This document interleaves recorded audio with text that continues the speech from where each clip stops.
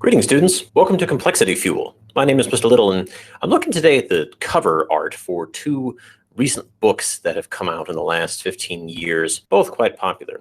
One is by the political scientist Anthony Pagden, and the other one is by Steven Pinker, who I believe is a neuroscientist. What I found really interesting was that both of these books use the term enlightenment, although in the case of the book on the right, it's literally about the Enlightenment, but Steven Pinker uses the term enlightenment to sort of capture the imagination of the things he's talking about: reason, science, humanism, and progress.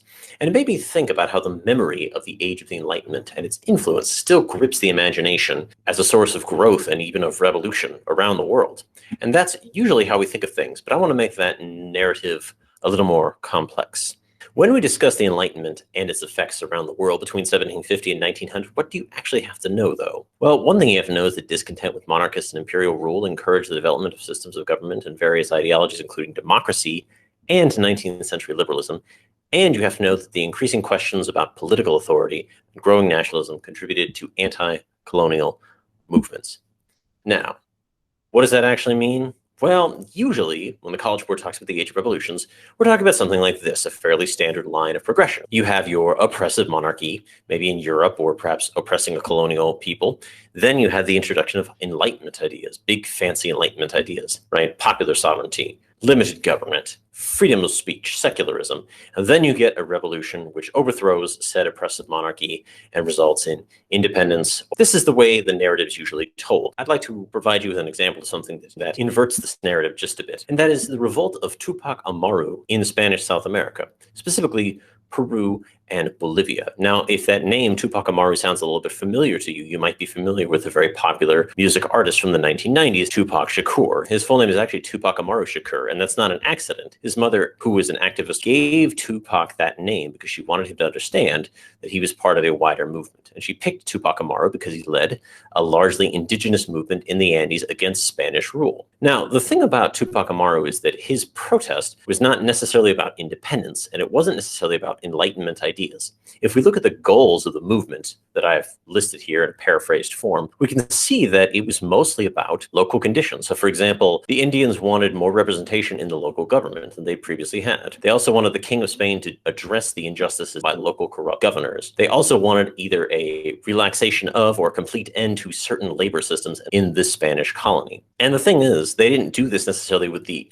goal of getting an independent nation in South America. They did this within the framework of the Spanish Empire. Although they wanted a representative state within that empire, they did not seek actual independence, and that's what sort of sets them apart. So you might be wondering, where does the Enlightenment come in all of this? That's the thing about the Spanish Empire during the 1780s. Beginning with the new dynasty on the throne of Spain, known as the Bourbons, Spain began to implement a series of reforms in their colonies. These reforms were based on the ideas of the political Enlightenment, which established more political control, more efficient taxation, and more control over exports, as in a strengthening of mercantilism. There's lots of evidence that the income from the Spanish Empire to the center of the empire, that is in Spain, almost doubled between 1760 and 1780, right before the beginning of Tupac Amaru's revolt. The Bourbon reforms also cracked down on illegal smuggling, which had been a really big part of life in Spanish America. And while that brought more money and more wealth to the colonial centers in Spain, that damaged a lot of the local economies, which are based on selling and smuggling goods to the British and the French. And so this really begs the question, because Tupac Amaru's revolt was going on at the exact same time as the American War of Independence. So was this really the Enlightenment that inspired all of this, or was this just the Inca experience? There's a couple things to keep in mind. One is that Tupac Amaru II wasn't even born Tupac Amaru II.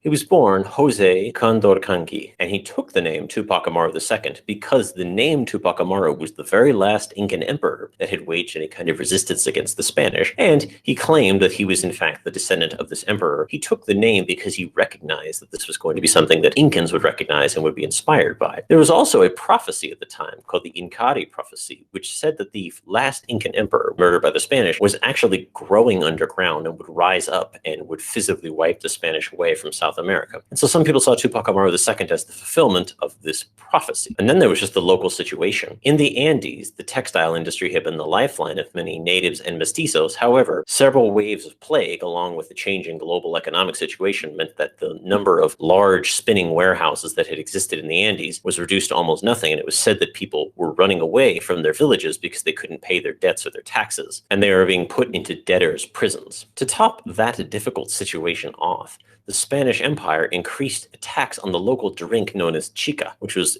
well loved and drunk in large amounts. This would have upset anybody. Those who studied U.S. history will know about the Whiskey Rebellion. It was based on a whiskey tax. This is all to say that this revolt, contemporary to the American Revolution, was not so much based on Enlightenment ideas as it was simply on the Incan experience and Incan history, and it was against an empire that was using Enlightenment ideas to assert its control over its empire. In a way, the revolt of Tupac Amaru actually inverts the usual conception. Instead of an oppressive monarchy being overthrown by Enlightenment ideas, you have Enlightenment ideas leading to a more oppressive monarchy, which then results in a revolt. This is what I think we can learn from the revolt of Tupac Amaru, a movement that was contemporary with the American Revolution, but almost inverted in its form. Not for Enlightenment ideas, but rather against Enlightenment ideas. And so, where can you use this information? If you have any essay that discusses the following: the Enlightenment responses to the Enlightenment, the Age of Revolution, Indigenous responses to state power and the expansion of state power, and simply resistance to state expansion. If you have an essay on any of these topics, bringing in the revolt of Tupac Amaru is a great way to make your essay just a little bit more complex. Hey there. Thanks so much for watching. I hope this video was able to help you. If you appreciate this kind of work, please like and subscribe. And of course, I welcome any kind of feedback or suggestions, so feel free to leave a comment down below. Thanks so much for joining me. I'm Mr. Little, and I'll see you next time.